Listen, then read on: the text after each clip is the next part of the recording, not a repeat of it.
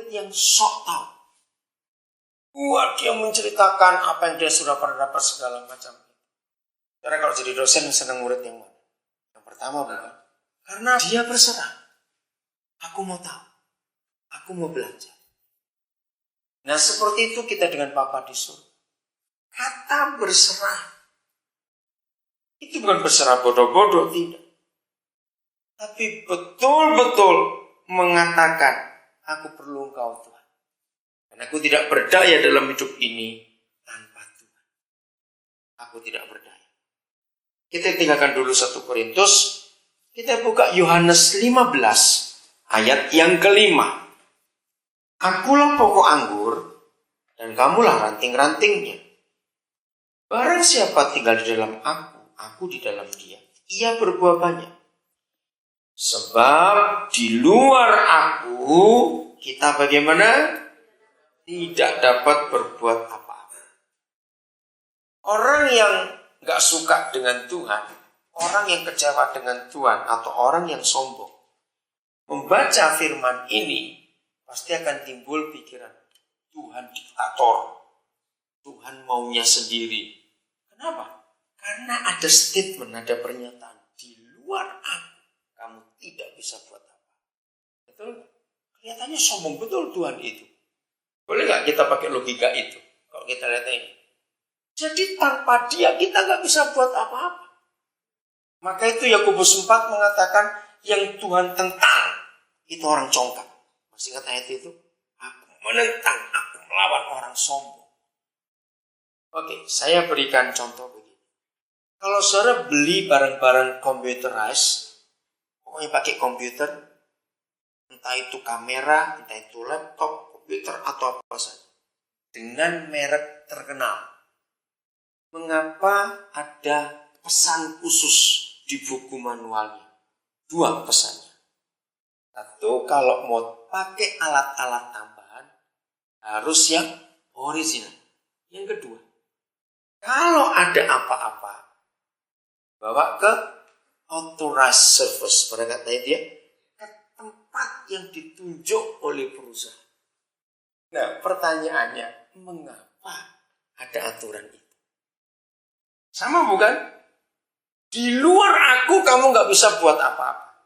Di luar aturan ini, di luar tempat servis yang ditunjuk ini, kamu gak bisa buat apa-apa dengan barang. Itu artinya apa? Apakah perusahaannya sombong? Apakah perusahaannya maunya sendiri? Ayo jawab. Enggak, ya apa artinya ya? Coba jawab ini. Kenapa Pak Yanto? Tetap di dalam aturannya itu pokoknya. Sama-sama merek Korea misalnya. Kalau tidak perusahaan itu nggak bisa. Betul? Harus ke yang buat. Jawaban yang paling gampang adalah, kenapa kalau mobil Kia harus ke Kia, ke Hyundai, ke Hyundai? Kalau Mercy harus Mercy? Kan sama-sama perusahaannya. Karena tahu jawaban yang paling gampang adalah, karena yang buat itu tahu betul seluk-beluk kelemahan, kelebihan semuanya. Serah. Kalau itu Samsung, kembalikan ke Samsung. Jangan ke tempat yang lain, gak bisa. Kita buatan siapa? Surga. Buatan Yesus. Ada apa-apa, masuk sakit penyakit, kembalikan dulu. Betul? Kembalikan dulu. Artinya apa? Serahkan hidup ini. Misalnya, orang yang bilang, wah ini agak parah. Seminggu kembali. Terus, besok kita datang lagi. Ngapain kesini? Enggak cuma ngelihat betul enggak kamu ngerjain itu. Dia masih sabar tuh. Besok balik lagi. Ngerti? Itu berserah atau tidak? 3 hari kemudian balik lagi. Kira-kira kalau saudara jadi orangnya ngapain? Oh pulang sana. Saya gitu aja. Betul tidak? Itu enggak berserah namanya. Itu melawan. Enggak percaya. Karena mari kita lihat. Kembali contoh binatang. Karena sesuka memperhatikan mereka itu bagus. Menurut saudara, kita manusia atau binatang yang lebih sehat? Binatang itu lebih sehat. Burung-burung itu kehujanan, kepanasan, pinter, nggak ada yang pilek. Kita pakai topi, pakai payung, pilek juga. Ya kan? Mereka itu makan apa saja.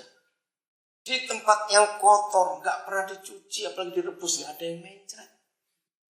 Kita ini sudah direbus suci masih mencret juga. Bayangkan mereka lebih sehat. Untuk apa saja. Saya sering memberikan contoh. Sapi itu winter, summer, nggak apa-apa di tempat yang terbuka. Mereka nggak pernah jaketan. Kita bunuh mereka, kulitnya kita ambil jadi jaket. Kita pakai jaket kulit sapi, masih masuk angin juga.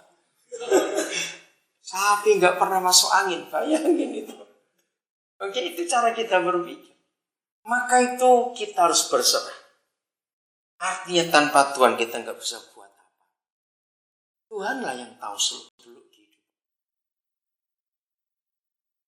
Saudara, maka dalam hidup ini kita harus mengandalkan Dia. Mengandalkan Tuhan dalam segala hal dan berharap penuh kepada Dia. Maka itu ketika Papa melihat kita suka ribut, suka berkelahi, tersinggung dan semuanya, Dia itu sedih. Untuk apa kita mesti tersinggung? Untuk apa kita mesti berkelahi? Untuk apa kita mesti ngotot? Mempertahankan hak kita sendiri. Untuk apa? Kalau kita tahu ada Tuhan di atas semuanya itu. Untuk apa kita harus ribut? Kita harus berkata, ada Tuhan.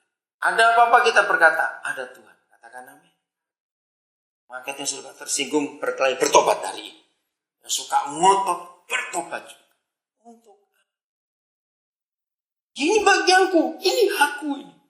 Ya sudah, kasih saja. Kan Tuhan Yesus berkata, kalau ada orang minta bajumu, kasih. Ya jangan kaosmu. Kasih jasmu yang paling bagus. Kalau orang minta kamu jalan 1 mil, suruh jalan, kamu beri jalan 2 mil. Itu hukum kasih. Sehingga kita nggak perlu ngotot, kita nggak perlu ribut, kita nggak perlu bertengkar.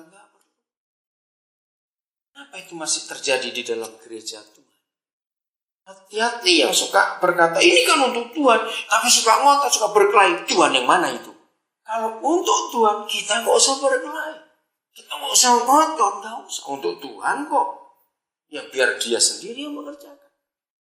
Kalau ada orang lain yang mau merampasnya, berikan. Kalau itu untuk Tuhan, biar Dia kerjakan buat Tuhan. Tapi kalau sambil emosi, sambil marah, sambil dengki, sambil tersinggung, Tuhan yang mana yang dilayani orang seperti itu?